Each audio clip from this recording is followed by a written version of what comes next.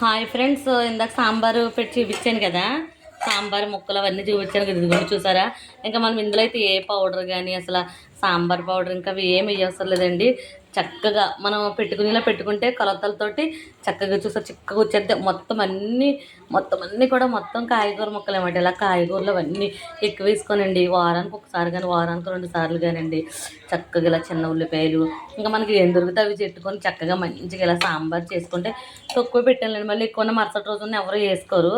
ఇంక ఇలా మొత్తం అన్ని ముక్కలతో సాంబార్ చేశాను. ఇంకా ఉత్తి సాంబార్ అయితే ఏంటనేసి ఏం చేశానంటే వంకాయని వెల్లుల్లిపాయ కారము, గుడ్డు కారం చేస్తారు కదా, అలాగే వెల్లుల్లిపాయని వంకాయ కారం చేస్తుంది అనమాట. ఇది కూడా చాలా టేస్ట్గా ఉంటుందండి. కొద్దిగా ఆవాలు వేసి జీలకర్ర వేసి ఇంగువ వేసి అది బాగా వేగిన తర్వాత వంకాయలు వేసి ఉప్పు వేసి బాగా మగ్గనిచ్చేసి తర్వాత వెల్లుల్లిపాయని మనం తినేదాన్ని బట్టి కారాన్ని రోట్లో దంచేసుకొని వేసుకోవడం అన్నమాట. వంకాయ కారమును ఈ సాంబార్ అయితే టేస్ట్ బాగుంటుంది.